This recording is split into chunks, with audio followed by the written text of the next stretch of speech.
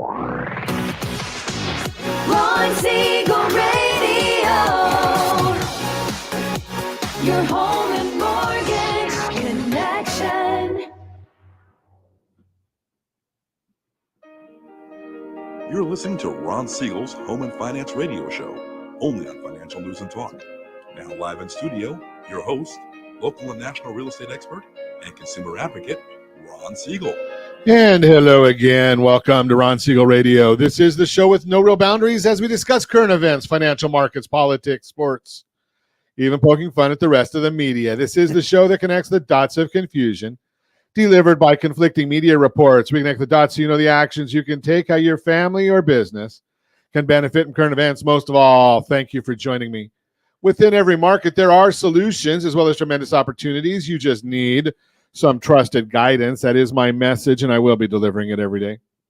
We're a very focused show. We only chat about items that affect the roof over your head, your bank account, and anything I feel would benefit you. But before we get into our intriguing content today, please join me in welcoming our featured guest and repeat offender on Ron Siegel Radio.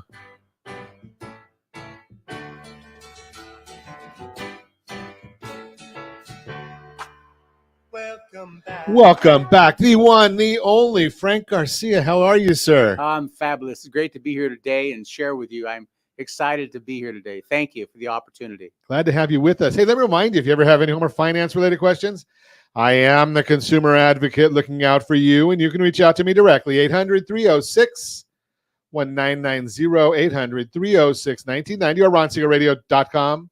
Just remember, that's the number you call anytime for assistance. When you call that number, it comes directly to me first. There are operators standing by. Quiet, numbskulls, I'm broadcasting. While I do have a great team when it comes to developing a financing plan or plan to save you money, I personally work with you, even if you don't have any needs today. Save this number in your phone for future reference, 800-306-1990, 800-306-1990. And yes, of course, we're celebrating today. We celebrate every day on Ron Siegel Radio. I don't get it. Today I look at the National Day calendar, and it comes up telling me that today is National Mint Julep Day. Wait a second. It is what it is. Mint juleps are for the Kentucky Derby. The Kentucky Derby is the first Saturday of May every year, and here we are at the end of the month. I don't understand this one. I am a little slow here, but you know, I just don't get why we would be celebrating Mint Julep Day, but we are. So the question of the day is, have you ever had a mint julep? I can honestly say that I never have. You ever had a mint julep, Frank? No, I never have. Yeah. Okay, here, I didn't even know what it was. I had to look it up, and I knew that it's the drink of the Kentucky Derby. Right. And I know it's a Southern drink. It's mint leaf, which you can tell that, mint julep. I guess you'd have to have a mint leaf. Bourbon, sugar, and water. Wow. I'm looking at this and I'm saying, okay, even though I've beaten anorexia, I can leave out the sugar. I can leave out the water. I can leave out the mint leaf. And what does that leave me? Bourbon. I could go with that. When I was in college, I was a Jack Daniels drinker. And now it's more Tito's, but that's a whole different story. Question of the day. Have you ever had a mint julep? If you're watching us live, put in a comment. It's a simple one, yes or no. Put it in the comments. If you're watching a replay, please put that in the comments. Have you had a mint julep, even if it is the end of the month and it should have been at the beginning of the month? But let's move right along and see what's going on in the markets today. Dow Jones Industrial Average is down 336 points. But is that a head fake? Is it really telling us anything at all about the market? No. Because when you use the weighting of the market, Salesforce itself is down 54 points as I speak right now. If you're listening to us live, it is about 9 in the morning. If you're listening to the replay, I don't know what time it is because you're listening to it and I'm not with you. But Salesforce is down tremendously today. They missed some of their numbers. They're down 54 points. That's accounting for about 300 points in the Dow Jones Industrial Average, and the Dow is down 322. So it's a little bit misleading when you look at that number. The S&P 500 is down 16. The NASDAQ down 83.5. Oil down 94 cents a barrel. And the 10-year Treasury is down a little bit, 4.55. It's been going straight up all week. So it's nice seeing it down a little bit. And I don't know if we want to even talk about this one, but it is getting close to the weekend, Friday Eve almost.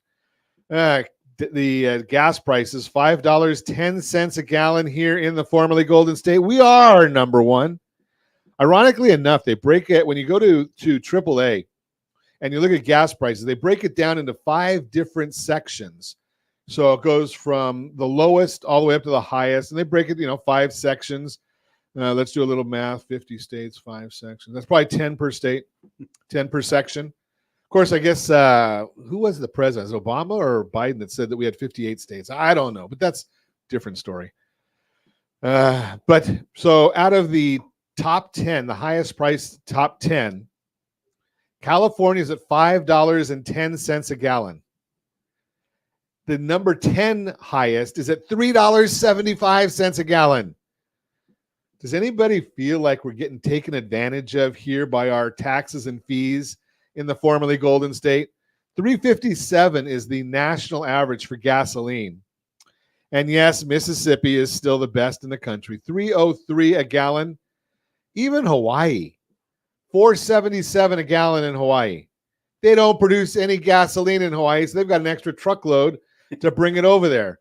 Yet they're still significantly cheaper than we are here in the formerly Golden State. Why are the markets doing what they're doing in addition to that? Well, we're starting to feel the pinch of what's going on in the economy.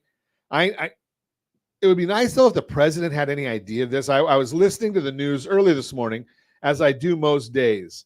And you may not have ever heard this term because until this president, I really hadn't heard it very often. You ever heard of the White House putting a lid out? What does a lid mean for the White House? Well, it basically means there are going to be no more president sightings for the day.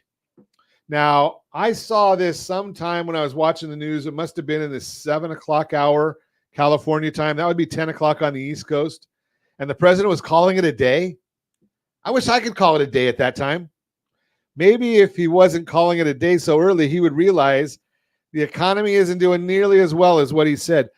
I just saw an article this morning, another one, and they said fast food is now a luxury item. Can you imagine somebody really saying that I'm going to take my wife or husband out for dinner tonight? We're going to go for a real nice dinner. Oh, where are you going? Oh, McDonald's. Could you imagine that? I think if I said that to my wife, I might have a nice warm spot on the couch for quite a while. But I'm just throwing that out there. But that is the news. Is they're saying that luxury meals, that because of where the economy is right now, fast food is luxury dining.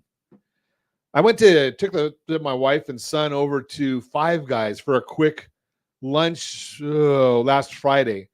And if you're in Southern California, if you're in North Orange County, last Friday, right before the holiday, it was treacherous in North Orange County. We have this car chase going through, starting in Corona about 8:30 in the morning, coming up to Anaheim Hills. The guy parks on the middle of the 91 freeway. They have about 100 police cars behind him. The freeway stopped for miles and miles. We're going to go out to lunch. We go to Five Guys because my wife needs to get somewhere quickly. 3 of us at Five Guys. I think it cost like $48. And we didn't have any drinks. We drink water. And we shared a French fry. $48 to go for burgers. Now, I like their hot dog. Do you like Five Guys? Yeah, it's great. Now, they have a hot dog there. It's a bacon cheese hot dog. Oh, it's a good, healthy one. Yeah. Oh, certainly. Well, that's why I've beaten anorexia, Frank. We were talking about that before we went live on air. Yeah. It's might not be the best thing in the world for me, but I like it. But I mean, $40-some. That was before we even gave a tip. And don't even get me started on tips nowadays. No matter where you go, it's that they want a tip. And I'm trying to understand what is the right thing of tipping anymore. I don't like to. I don't want to be a cheapskate, but I started wondering about tipping. If I go to a restaurant and I go and I order at the counter and I pay at the counter and I go and I pick up my food at the counter. I sit down, I do eat it myself as well, and then I bust my tray.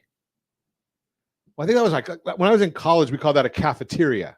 Yeah, And I never left a tip there. that's right. But now you go up there and they want to know what's the tip you're leaving. I thought the tipping was geared for, good service. So I took the money out of my left pocket. I put it in my right pocket. I did a great job. Just throw that out there for you.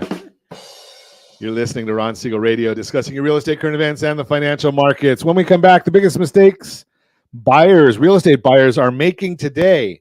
Borrow smart.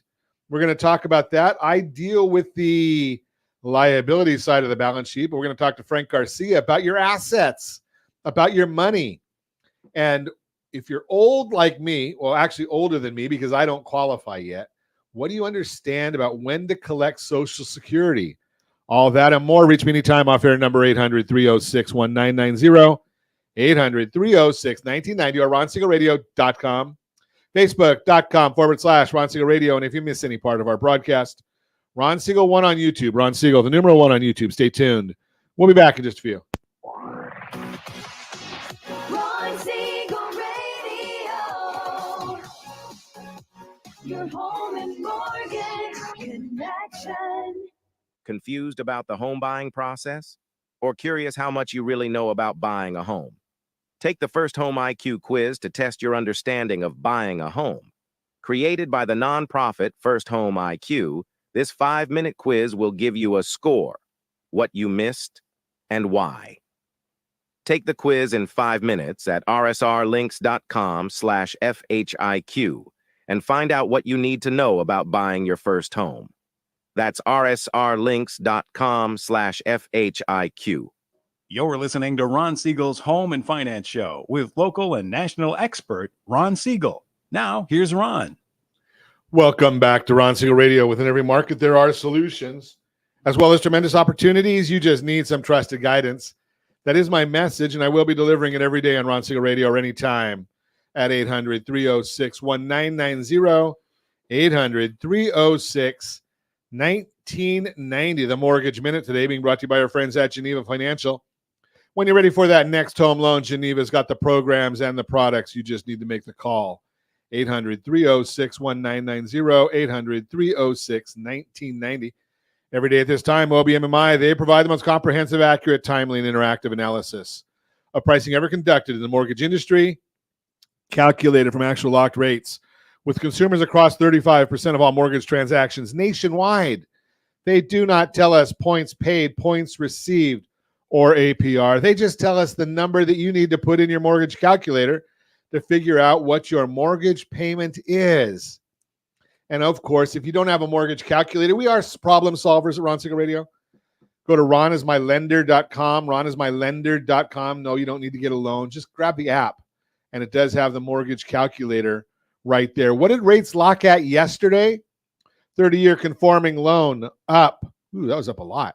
7.103. 30-year jumbo loan, that was up 7.294. 30-year FHA loan, that was up 6.804. 30-year USDA loan, rural areas, generally no down payment, that one was up 6.846, and the best loan on the market. The 30-year VA loan, 6.653, that was up. Everything is in the green. This is one area that we really don't like to see things in the green, but it is what it is, and we have no options. It is what it is. Let's take a look and see what the markets are doing today. We've got the S&P 500 down 16.59 as I speak to you right now. The 10-year Treasury, that one's down 6 basis points. That's the yield, down 6 basis points, 4.55. And the mortgage-backed securities, the bond, is up 29 basis points. When the bond goes up, the rate goes down. It's just mathematics. Why? What's driving these things? As I share with you on a regular basis, those numbers can all be found on that super secret website, google.com. And if it's on the internet, you know it's true. Sure it is. But let's see what's going on, what's driving this. Well, we got the second reading for the first quarter GDP numbers. You see, they give us the first reading, then they come out with a second reading, then we get the final because they can't get it right the first two times. So hopefully they get it right by the third time. Second reading, Q1 GDP showed that the U.S. economy grew by 1.3%, which is a slowdown from 1.6% estimate in the first reading. Even with the emergency-like spending our government is doing, we're still only seeing 1.3% annualized growth, which is a weak image if we were not spending like we are. Think about that concept. The economy is growing at 1.3%, and the government is printing money every single day, borrowing money every day. Within the GDP report, there's also a quarterly reading on PCE, the personal consumption expenditure prices, ahead of tomorrow's monthly reading, which is more real time and important. Both the headline and core readings were 1/10 below estimates, which is helping the bonds to rally. Pending home sales, which measures signed contracts on existing homes, fell 7.7% in April, lower than the 0.6% decline expected. The level of sales took a big turn after a strong March reading. We're seeing a clear response to higher rates in April, but rates made a nice improvement throughout most of May, not at the end, which could lead to higher sales figures in the next report. On a year-over-year basis, sales are down 7.4%. Apartment List National Rent Report for May showed that new rents rose 0.5%. Normally during this time of year, rental prices will accelerate through June before reversing lower. Year over year, new rents are still down 0.8% and have been negative since last August. Something that may continue to keep new rental increases lower is the higher national vacancy rate at 6.7%, which should continue to remain elevated with all the multifamily new construction comes to market. We hope at some point the inflation reports we receive capture these lower numbers. Initial jobless claims came out again. They rose 3,000 to 219,000. It's still a bogus number. There's no way this is accurate. And I'll tell you why. You've got 50 states. We know that for sure. You've got the District of Columbia. They all report different. They all collect the data different. Yet the number stays the same month after month after month. Do you think there's a real likelihood of that really being accurate? That's the Mortgage Minute, brought to you by our friends at Geneva Financial. When you're ready for that next home loan, Geneva's got the programs and the products. You just need to make the call, 800-306-1990, 800-306-1990. We've got a great guest with us today, and it's an interesting topic. And I love this topic because I've gone to many, many different events, and I've seen quite a few people discuss what we're going to talk with Frank Garcia about. And as you know, we provide expert advice for homeowners and first-time home buyers. Today, Frank Garcia is a financial services veteran with 25 years of experience, here to discuss the best strategies for Social Security planning. Big term there, not just paying the tax that we have to pay, but planning. If you're wondering when to collect your Social Security benefits to maximize your income, this episode is for you. Frank is a registered Social Security Analyst, brings a wealth of knowledge and practical tools to the Social Security roadmap to help you plan your financial future. Let's dive in. Welcome, Frank Garcia. Oh, thank you. Thank you. So Frank, we hear all these things. It's, should I take my Social Security at 60 or 62 or 65, right, 66, 67, 70, 75? Some of us might even live to 80. Right. So is it just a matter of what do I want to do, or is there mathematics and science behind what people should do? Well, that's a good question. And there is mathematics and science behind that. And that's what we do, myself, as a registered Social Security analyst. We take your information from SSA.gov and we put it into our programs. And then from our experience, we run and do an analysis for you, which we call a roadmap. And the roadmap is then going to tell you the 4 best optimum times for you to take Social Security based on your own personal situation. And I say that because everybody's situation is different. And I have some case studies that I can share with you that will explain that. What do you think? We should. I like that. I like that idea, because one of the things that we find so frequently is people will go down and I've heard this for decades. Yeah. Is I'm a senior. No, I'm not, but I've heard it for decades. My in-laws, my other people that I know that are seniors, and they go and they sit and they have coffee, or they're playing bingo. And what are they talking about? They're talking about their Social Security, and they're talking about their Medicare and their Medicare Advantage. Exactly. And where do they get their advice? They get their advice from their friends, family, neighbors, many people who may or may not have any clue about what they're talking about in the situation. So I'm glad you brought us a couple of real life, real time examples. Sure. Salespeople. Let's talk about the salespeople you mentioned, Jimmy. Give us a little bit of background. All right. So we have a case that we're working on right now. Husband and wife in their the spouse is in the early 60s, and the husband is in the mid 60s. And she is, they've both been very successful in sales. They're making 100,000 plus a year, and which has been good for them for income wise. But, reality, is that our spouses, our wives, she's been raising the kids and she's been working all these years, but she wants to retire. She wants to stay home and, enjoy raise the grandkids. Life. Yeah. Raise the grandkids. So what we're looking at is how can we help her do this at the earliest age, which would be age 62. And then how could we help the husband who's going to continue to work and make good income? How can we help him to weave into or move into when he needs to be? So let's talk about that just for a minute. And that situation is this. Keep in mind, if she pulls that trigger and goes to taking Social Security at age 62, right, she will have to literally completely stop working full time and maybe only work part-time if she does, because anything that she makes over $22,320 in a year after she starts taking her Social Security at age 62 they're going to take $1 for every $2 she makes. So that's going to destroy it. So she can't make any more than that, right? And also now keep in mind, at age 62, she's going to get only 70% of what she should have received at full retirement age. But that's okay. She's in a good position to do that. So she didn't realize that. So that's what we're working with her to better understand. Now, keeping that in mind, now we're talking about her husband. Wait, go back before you go too far there, Frank.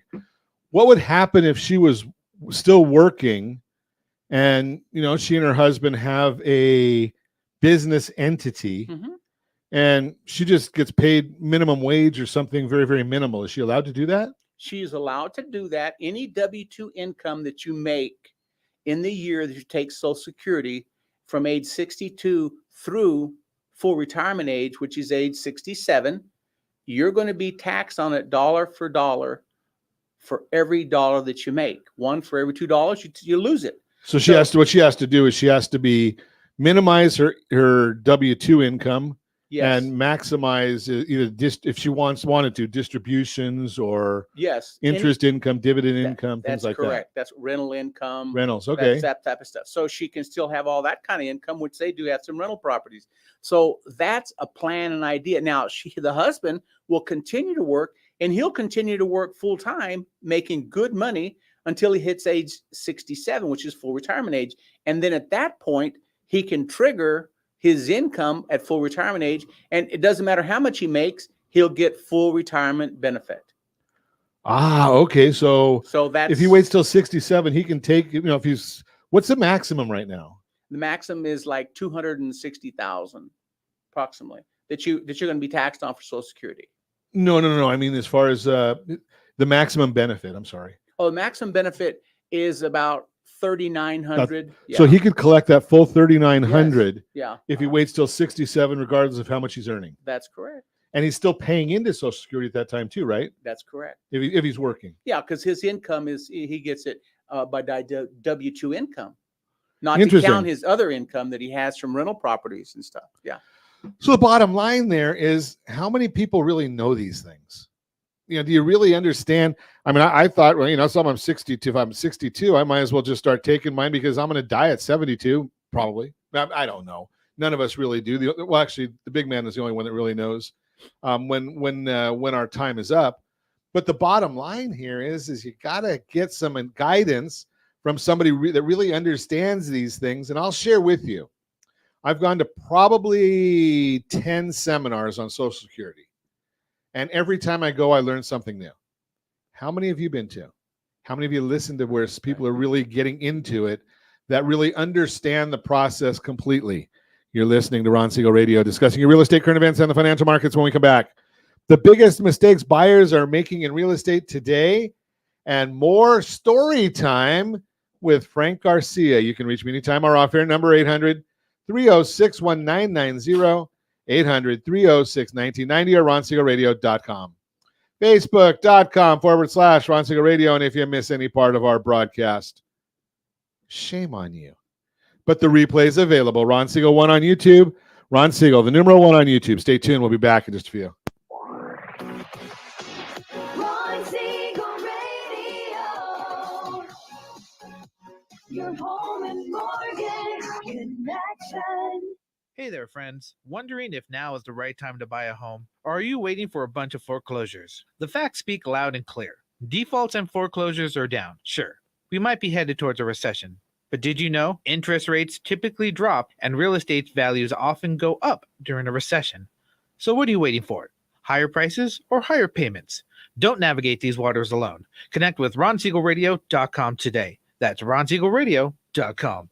You're listening to Ron Siegel's Home and Finance Show with local and national expert Ron Siegel. Now, here's Ron. Welcome back to Ron Siegel Radio. Within every market, there are solutions as well as tremendous opportunities. You just need some trusted guidance. That is my message, and I will be delivering it every day on Ron Siegel Radio or anytime at 800-306-1990, 800-306-1990. The real-time real estate segment today being brought to you by rsrmoney.com, rsrmoney.com. Biggest mistakes real estate buyers are making today. Buyers face challenges in any market. Today is no different. With higher mortgage rates and rising prices, plus the limited supply of homes for sale, there's a lot to consider. But there's one way to avoid getting tripped up, and that's leaning on a real estate agent for the best possible advice. An expert's insights will help you avoid some of the most common mistakes home buyers are making right now. Putting off pre-approval or pre-underwrite, or as our team says, the modern pre-approval, which is interactive. As part of the home buying process, the lender will look at your finances to figure out what they're willing to loan you for your mortgage. This gives you a good idea of what you can borrow so you can really wrap your head around the financial side of things before you start looking at homes. While house hunting can be a lot more fun than talking about finances, you don't want to do this out of order. Make sure you get your pre-approval, your modern pre-approval first. As CNET explains, quote, if you wait to get pre-approved until the last minute, you might be scrambling to contact a lender and miss the opportunity to put a bid on a home, unquote. Holding out for perfection, while you may have a long list of must-haves and nice-to-haves, you need to be realistic about your home search.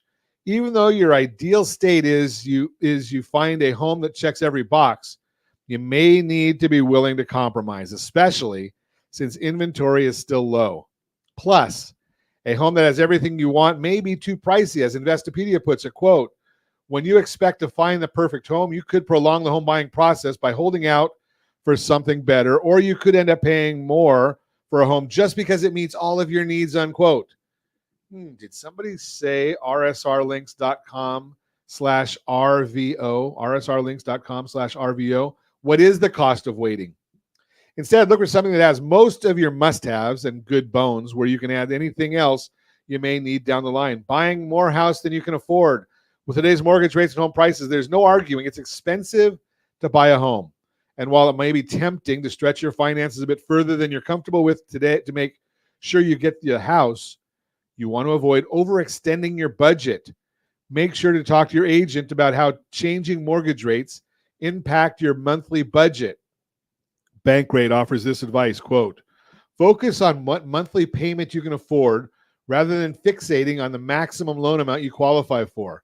Just because you qualify for a $300,000 loan doesn't mean you can comfortably afford the monthly payments that come along with it with your other financial obligations. Every borrower's case is different, so factor in your whole financial profile when determining how much house you can afford, unquote. That's why we look at the whole picture, not just what you can afford, because it may not be, if you're not comfortable with what you can afford, we can get you qualified for it. You can get there, but then you're married to the mortgage. Is that really what you want? Not working with a local real estate agent. The last one, maybe the most important of all. Buying a home is a process that involves a lot of steps, paperwork, negotiation, and more. Rather than take all of this on yourself, it's a good idea to have a pro working with you. The right agent will reduce your stress and help the process go smoothly. Again, CNET explains, quote, attempting to buy a home without a real estate agent makes the process more arduous than it needs to be. A real estate agent can give you professional legal guidance, market expertise, and support, which will save you time, money, and stress. They can also increase your chances of finding the right home, so you don't have to spend hours scouring the internet for listings, unquote. I don't get it. Why would anybody want to go and buy a property without a real estate agent or sell a property without an agent? You can go online. And I hear this all the time. Ron, I can go online and find any house I want. Yeah, you can go online and find out how to do knee surgery too. You may not have the best results. I have a friend of mine that had emergency gallbladder surgery. She looked it all up online. I wonder what would have happened if she tried to do it herself. Probably wouldn't have come out too good. But you're going to take your biggest asset for most of us, your house, your biggest liability for most of us, your mortgage, and you want to try and do that on yourself? Bottom line, mistakes can cost you time, frustration, and money. If you want to buy a home in today's market, give me a call, 800-306-1990, 800-306-1990. That's the Real-Time Real Estate segment brought to you by rsrmoney.com, rsrmoney.com. Continue our conversation. We are chatting with Frank Garcia today. It's story time on Ron Siegel Radio. I got another story for you in the Borrow Smart segment today also. But let's talk about grave situations. Not that kind of grave, but legitimately grave. As we get older and older, I mean, it's amazing right now. When was the last time you went on a full 24-hour news cycle and didn't hear about somebody dying? I mean, it's just crazy right now. It's unbelievable how many people are dying. But, you know, when a spouse dies, especially if they're the breadwinner, it can be a very stressful time. But maybe there is a benefit, maybe there's not, in getting a survivor benefit. Should you take one? I'm gonna guess, Frank. You're gonna tell me it depends. It really depends on the situation. Yes. So let's hear about this one. This story time. Okay. Yeah. So currently working with a individual that was referred to me, and she is in her mid-60s. She lost her spouse end of last year. And he was a high income earner, and she has been a high income earner pretty much their whole marriage. So they do have money. They do have nice Social Security income that they will be receiving. Well, what happened was he has the deceased spouse did not start taking Social Security prior to passing late last year. So immediately when I met with her the first time, she says, well, I'm going to start collecting that that survivorship benefit that I'm supposed to be able to get. And I said, okay, that sounds like an idea. Let's revisit this and talk about the yes and the no's and the whys and why you should or you shouldn't. So make a long story short, reviewing her situation and reviewing the issues that we've got going on with that, basically she could take the survivorship benefit, but because she's taking it before her full retirement age, which is be 67, she basically would pay, a penalty and only receive 80% of it.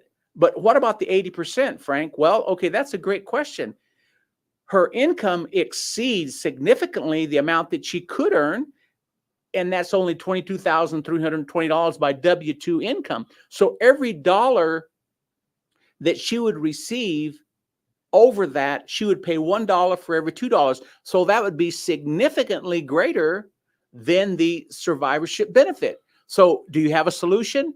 That's a huge problem, right, Frank? Yeah. So wait, back up, Frank. Yeah. So if she takes the benefit, Yes. and let's just say for round numbers, I don't care what the number is. She was going to get $3,000 a month. Now she's going to get, let's just say it was 50% of whatever his was. Okay, correct? so Whatever let's his call full it retirement- 1,500. There you go. That's a good Okay. number. So now, for every $2 she makes, she loses $1. For every $1 she makes, she loses $2. Every dollar, every $1 to $2 she makes, she loses $1 of the dollar amount that she earns W-2 income over $22,320. So if she's earning $60,000 a year, she's going to lose all of that $1,500. Exactly. She gets zero. She gets zero. Okay, what's the solution then, Frank? Well, there's a great solution. You want to tell me? I'm going to give them the solution. I want to hear. Okay. I want to hear this solution. Okay. Here's the solution. Now, this may not be for you. This is this particular solution. Right. If you want your solution, well, you got to call Frank. Yeah, we'll help tell you it, with let's it. I'll let's help talk you with about what's So the. the solution is this: you do not take the survivorship benefit till you wait till full retirement age, which is age 67, and then you start taking the survivorship benefit. And you have no penalties. You can make as much money as you want to make, and you'll get the survivorship benefit with no issues. And you don't take your own personal full retirement benefit. You let it grow 8% each year to age 70. Then when you hit age 70, you stop taking your survivorship benefit and you take your own full retirement benefit at age 70, and it's grown by 24%. It's a win-win situation. So I'm only going to, in that scenario, I only get to collect, or this lady only gets to collect the survivor benefit for 3 years. That's correct. Okay. So. But that's 3 years of income that, you wouldn't get unless you knew how to do it. Right. Because otherwise you'd give it all back.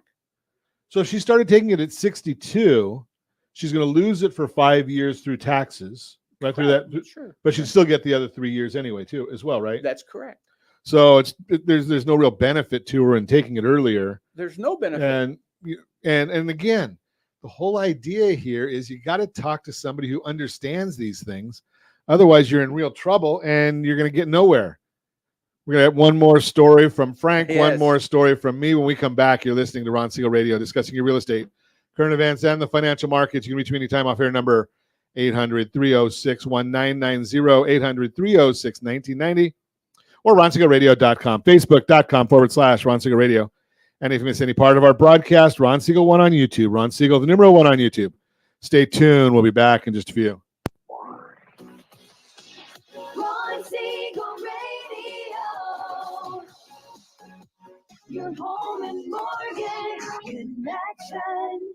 79% of all credit reports have errors that should be corrected through factual disputing. You could be saving thousands every year if your report was accurate. CreditSanitizer.com provides a free credit report audit when you furnish a specific $1 credit report. You can use this information to request corrections to your report and potentially save thousands of dollars. Get your free credit audit at CreditSanitizer.com. That's CreditSanitizer.com for a free credit report audit. CreditSanitizer.com. You're listening to Ron Siegel's Home and Finance Show with local and national expert Ron Siegel. Now, here's Ron. Welcome back to Ron Siegel Radio. Within every market, there are solutions as well as tremendous opportunities. You just need some trusted guidance. That is my message, and I will be delivering it every day on Ron Siegel Radio or anytime at 800-306-1990, 800-306-1990. The Borrow Smart segment today being brought to you by rsrdebtfree.com, rsrdebtfree.com. Is it good to be debt-free? That is our question today. So here it is. Here's the scenario story time with Ron. So we've got a lot of people right now we're hearing about are leaving the state of California. Have you ever heard that before? Yeah, there's a lot of them leaving. So we just have a case we're working on right now.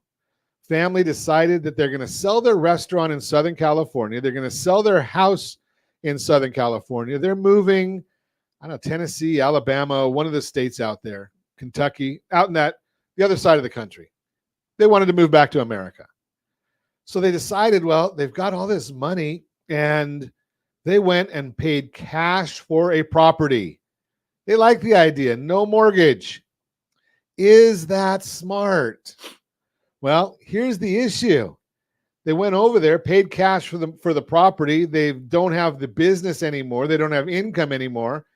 They don't have enough to live off of for the rest of their lives. And they're starting they wanted to buy some raw land and build on it. So they called the team and they said, we need to borrow some money. We said, okay, what kind of income do you have? Well, turns out there was some income coming in, but nothing that's usable according to guidelines. What kind of assets do you have? Well, it's not structured in such a way that it's usable for lending guidelines. But we've got a house and it's free and clear. It's worth about $900,000. We owe nothing on it.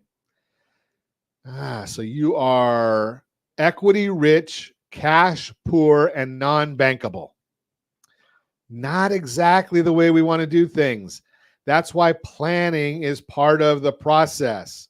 Now, think about that. If they had gone and looked at our Home Select loan before they moved, before they sold the business, they could have been in the new property, still had no mortgage payment, but had the ability to write a check for up to 80% of whatever they qualified for when they took out the loan, not after the fact down the road. Borrow smart.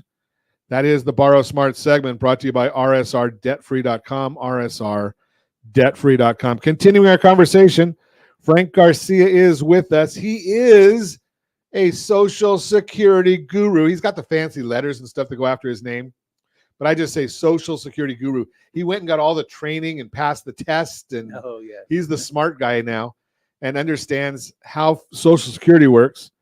But I heard this, Frank. I heard this. I go down to Balboa and I walk, and I was talking to a financial advisor down there about a month or so ago, and he's sharing, in that area, you've got a lot of seasoned individuals. Right. I refer to seasoned.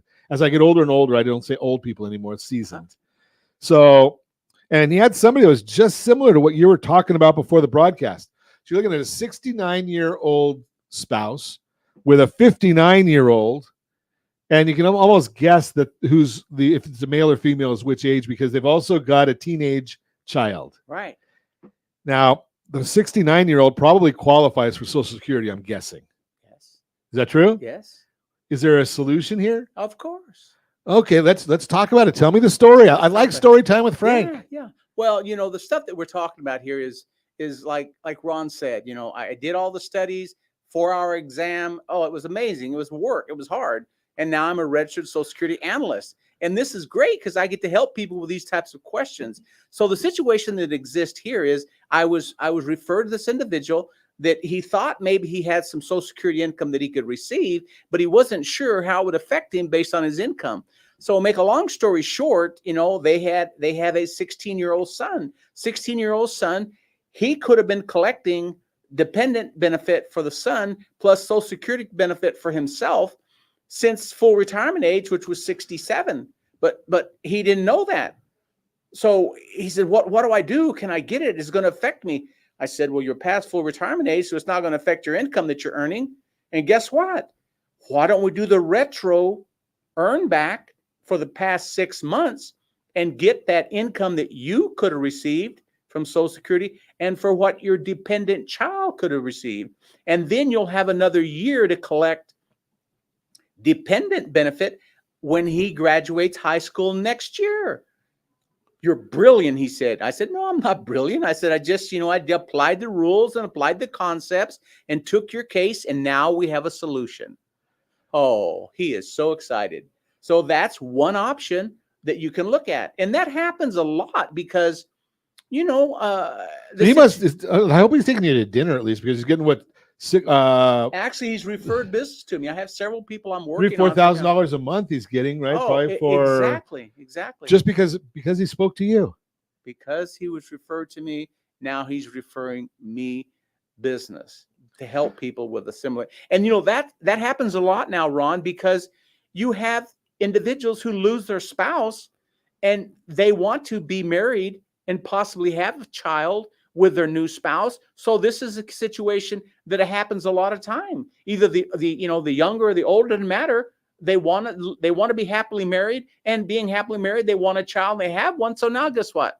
They have a child in their later years that they're eligible to get dependent benefit for. No, you don't even hear people talk about dependent benefit But something you got to understand all these things.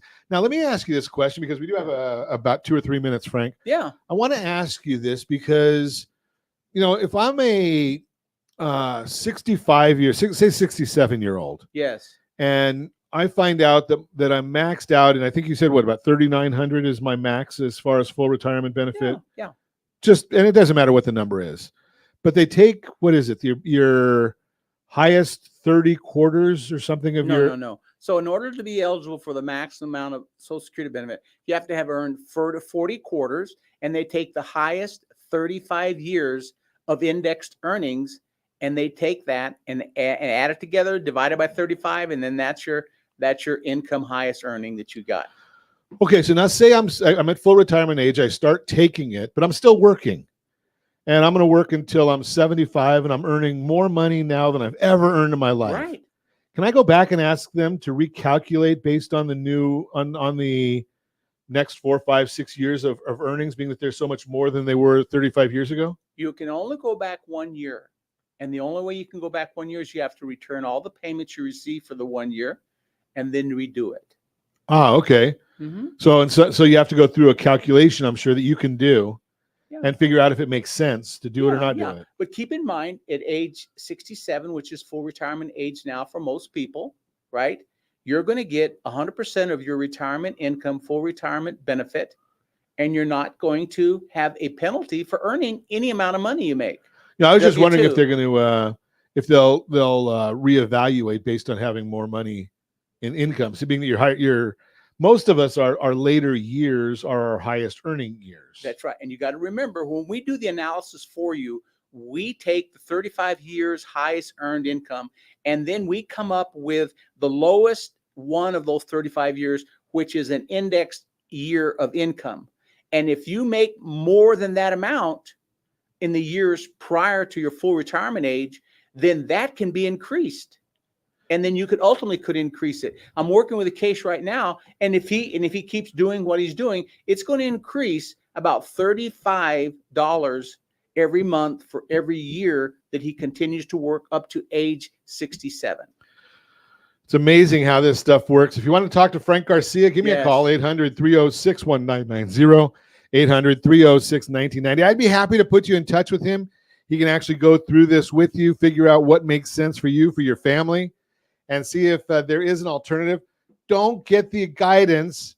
And I know that you love your family, and I know you've got some great friends, but I don't know that how many of them have gone through all the training and the 4-hour test that Frank did. Give me a call at 800-306-1990. I'd be happy to put you in touch with Frank Garcia so you get professional guidance. And as always, I ask that first radio preset button to come back here and join Ron Siegel Radio, where we only speak about items affecting your house and your bank account. Thanks to all of our sponsors. A big thanks to Josh and Sean for engineering us today. And, of course, a special thanks to you for spending a little bit of your day with us. That's all for Ron Siegel Radio. Again, if you have any questions or to meet any of our guests, call me anytime, 800-306-1990, 800-306-1990, or ronsiegelradio.com. And remember, make a lot of money so you can help a lot of people and have a lot of fun. Have a great day. We'll talk to you next time on Ron Siegel Radio. My boss just pushed me over the